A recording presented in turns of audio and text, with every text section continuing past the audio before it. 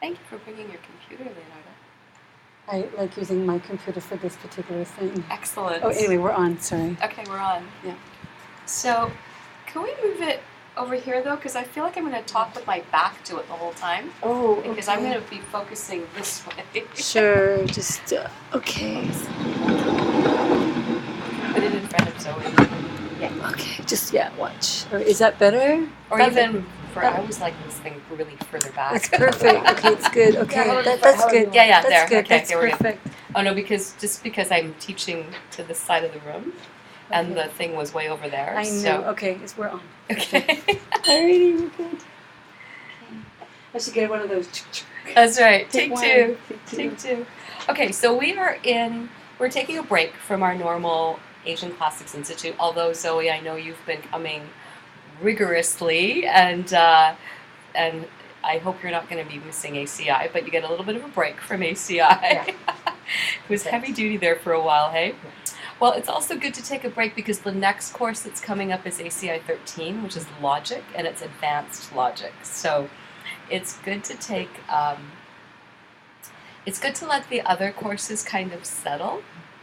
So the reason that we thought it would be really good to teach this particular course now, Magic of Empty Teachers, is that you may not know this because, Louis, this may be the very first time you've heard of ACI at all, but the Asian Classic Institute curriculum of courses was designed as a teacher training system. So it actually covers all of the 5 great books that are covered in a formal Tibetan monastery. We are not a temple. I am not a nun. And so I'm not teaching you the monastic stuff at all, but we are covering all of the deep, deep subjects that are covered. So if you do take the 18 ACI courses and you complete your quizzes and finals and all of that, you are very well versed in the subject matter that is generally, it takes 15 to 20 years of monastic study to learn or to access. So we're very, very lucky here that our head teacher, Geshe Michael Roach, of the Asian Classics Institute, of the Diamond Cutter Institute, created these courses back in the 90s, actually. And he did it with his guru, his lama, Ken Rinpoche, who was the abbot of the Saramay Monastery at one point, and who was sent to Howell, New Jersey by His Holiness the Dalai Lama. So we're in the lineage of the Dalai Lama, and these are the one thing that's really, really important, and it's kind of not really taught in the ACI curriculum, although it is taught in the Lam Rim course of study that is kind of woven throughout a lot of our teachings. What isn't taught, but what is integral to any of this is the teacher, is the guru. And this is a teacher training school. So ultimately, whatever you're coming for, you're learning so that you can in turn teach it. So the Magic of Empty Teachers was something that Geshe Michael taught not at the beginning, not in the 90s, but as one of the first precious teachings he gave while he was in 3-year retreat. He did something called a Great Retreat, which is a 3-year, 3-month, 3-day silent solitary meditation retreat. And Sean, we've been talking about retreats at a certain level in the Wednesday night classes, and I've been talking about how I've been very lucky to do 1-month retreats. Well, this amazing teacher did 3 years. And in fact, many of his students have just completed a Great Retreat down in Arizona and here on Gabriola of 3 years also. So our particular lineage has trained a lot of amazing people. But in this silent retreat teaching that he gave in 2000, I think it was, after he'd been in for a year already, he came out once a year, blindfolded, and blindfolded because it's just too much sensory input to go from being completely isolated to teaching to hundreds of people, right? So he came out and he taught, and this is one of the first things that he felt really compelled to teach. Just like you said you felt you needed to be here tonight, this is the thing that he really felt we needed to hear after being in silent solitary retreat. because everything begins and ends basically with the teacher. You find your teacher. Actually, you don't go out and, like, your teacher's not out there. You actually create your teacher, but you choose a teacher. You decide who your teacher is. You find or create, or however you want to make the verb. You get a teacher, and then you let them work their magic. So the magic comes in a few ways. The magic of the empty teacher, as we're about to find out, is that there is no teacher out there self-existently waiting to make you brilliant. Okay? Does not exist. That is not how teachers are magical. The magic of the teacher is because they're empty and you're empty, and you empower them to download their magic onto you. Okay? So this class doesn't actually we should do opening prayers. That enough preamble. That's why this class was created. So we're going to go for the next 10 weeks on unpacking what Geshe Michael feels are the crucial points of knowing how to find this teacher. Like all the Buddhist texts say, it's the Lamrim. The first step of the path is finding my teacher, and then the rest of it is everything else, right? So finding your teacher is a big deal in the practice. So we're going to learn about that, and then we're going to learn about why that's important, how to do it, and ultimately you find the teacher to become the teacher. So you first of all meet the teacher, and then ultimately you become the teacher. So you got to be very careful about the teacher you choose, because you're going to be them one day, right? So if you want to learn piano, you don't go to a guitar teacher. Not that you don't go to a guitar teacher if you want to learn just music in general, because they might be able to teach you. But if you specifically want to learn piano, you go to a piano teacher, right? If you want to become enlightened, you go to people who can teach you that, like a Buddha, right? So that's what we're going to unpack over the next 10 weeks. And the way this course runs, it is in a similar module to ACI. So if you choose, if you want, there are quizzes, there are homeworks, there are assignments that I can give you. And it's not one of the required courses to get your ACI teaching diploma, but it is useful to do that type of work for those of you who understand the benefits of that, not because I need you to fill out boxes or crosses your T's or dot your I's, but because it's for you. Like if you find this stuff useful, then the quizzes just help to reinforce, or the homework questions just help to reinforce that. So just like the ACIs, Geshe has created the magic of empty teachers in a very similar way. So we are going to start, like we do a formal philosophy class, which is with opening prayers, and that's what Zoe gave you before on those papers. And you know what? We often do it in Tibetan, but let's do it in English, because it's good to remember. You know, most of us who have been coming to class a long time, we have this memorized, and we just like sing-song it in Tibetan, because it's really easy to sing-song it. But often we'll do it without remembering what we're saying, right? And what we always have to do before we get a teaching is to ask for it. So that's what we're doing here. And if you want to do the finger yoga, you crisscross your fingers, interlace them, crisscross them. Grab your pinkies with your thumbs. Grab your middle fingers with your index fingers, and then stand your ring fingers up against each other. There you go. Yeah, the backs of the ring fingers. Yeah, good, Louie, you got it. Okay, so this is the mandala. This is the whole world. This is the 4 continents and the Mount Meru in the center, which we're just going to, and we're offering this up as our payment for this class, basically.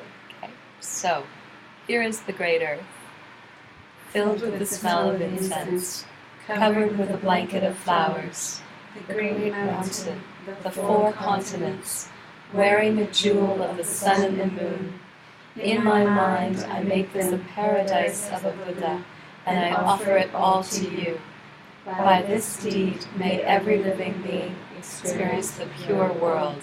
Idam Guru Ratna Mandalakam Niryatayami. So you let that go, and you just circle to Paramudra. And then I go for refuge, other side of the page, to the Buddha, the Dharma, and the Sangha, until I achieve enlightenment. By the power of the goodness that I do, in giving and the rest, may I reach Buddhahood for the sake of every living being. I go for refuge to the Buddha, the Dharma, and Sangha, until I achieve enlightenment. By the power of the goodness that I do, in giving and the rest, may I reach Buddhahood for the sake of every living being. I go for refuge to the Buddha, the Dharma, and the Sangha, until I achieve enlightenment. By the power of the goodness that I do, in giving and the rest, may I reach Buddhahood for the sake of every living being. So in formal study, we like to recite that either in English or in Sanskrit or in Tibetan. So we don't ever do it in Sanskrit, we do it in Tibetan, right? Because it sets our hearts and our minds to receive the teachings. In fact, I'm not supposed to teach you unless you ask for it, so I just tricked you into asking me to teach. Also, just to answer your question, Sean, at the beginning of class, before we started the streaming, some of us did what we call our prostrations. And what I am doing is I am bowing down to my teachers and asking them to bless me to be able to teach you. Because whatever I have to say today isn't coming from me. I'm simply a conduit for the wisdom to come through. And if I do my job well, I will be a clear conduit so that you will be able to receive it to the best of your ability. But here's the magic of empty teachers. Whether you receive any benefit today or not is actually beyond my control. I can't make you learn anything. I can blah, blah, blah here till the sun goes down. And you might just hear it as blah, blah, blah. I may not say anything at all at some points, and you might just get this hit of God shot. You might. And that will simply because I was here to be a conduit and nothing more. And whatever benefit you get is going to be coming from you. So then you can say, well, why do I even need a teacher anyways if it's coming from me? But the reality is we need someone to be a perfect mirror of our highest selves so that we can know what to aspire to. And if you create the right teacher for you, they will push you more than you will ever push yourself, left to your own defenses, and they will know the capacity. They above anyone else knows your absolute potential to reach this goal that we said we're going for refuge for, right? So that's what this is all about. This course was developed after. So the actual teaching that Geshe gave he didn't come out and hand out homeworks, quizzes, and finals, okay? He taught this over 3 or 4 days of just basically almost like a stream of consciousness. He just came out of his retreat he didn't come out of his retreat. He came out to speak to the Sangha, the students that didn't go into retreat, and even the ones who did, and gave this teaching over a few days, and then went back in for another year, and and so on and so forth. So one of the required readings, if you choose to do this formally, is The Magic of Empty Teachers. Don't know if the audio is still available on the ACI website, but the transcript is. The readings, like the actual transcript of what he said is. And it's free, it's downloadable. I do have copies though, so I will make it available, and you guys can either share it or photocopy it or reference it when you're here to have an extra copy. I might even have 2. So it's The Magic of Empty Teachers, Quiet Retreat Teachings. And it's 75 pages long, double-sided, and this is one of the readings. And very much like some of the meditation classes we've done, a lot of it is in poetry, because he meaning Geshe Michael, is drawing from Pabonka Rinpoche's Liberation in the Palm of Our Hands, which is the Lam Rim. Lam Rim is Tibetan for Steps on the Path to Enlightenment. And I believe we have a copy in our library there. If it's not in there right now, I can bring my copy in too. So we're drawing from that. We're drawing from Jade Tsongkhapa's The Great Treatise on the Stages of the Path to Enlightenment, which is the Lam Rim Chenmo, the Great Lam Rim by Jade Tsongkhapa. We're also going to be referencing the scholar Alexander Berzin. He's an amazing, I believe he's either British or American, but the Berzin archives are available for free online, and he has really written the ultimate Western text on Guru devotion, on finding a teacher serving. He personally did serve his teacher very, very well for many, many years.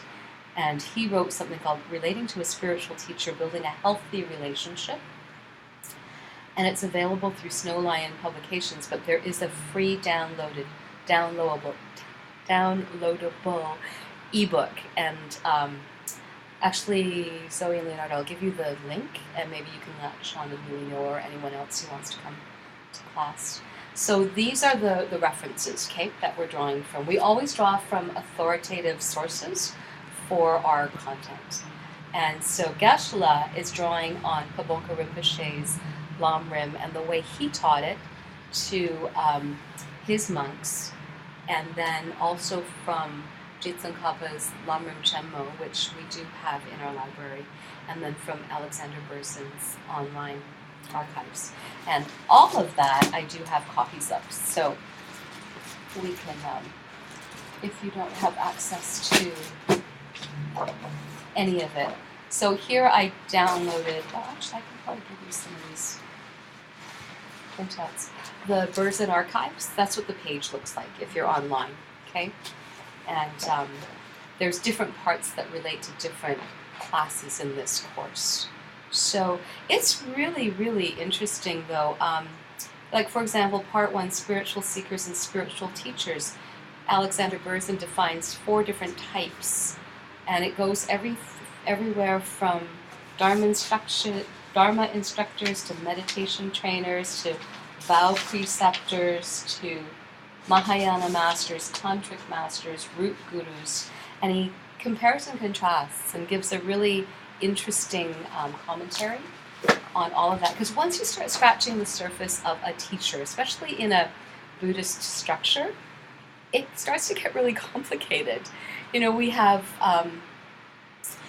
at even the basic level, by the way, the word for teacher in Tibetan is lama. Lama just means teacher. And if you take in martial arts, there's the word sensei, which is a Japanese word for teacher. Like if you take any judo or karate or anything like that, you call your master sensei. Karate Kid, right? It's sensei. Sensei is actually the Japanese word also for doctor. Like if you're going to your medical doctor, you refer to them as sensei. If you go to the temple, you refer to the monk as sensei. Like it's a very, that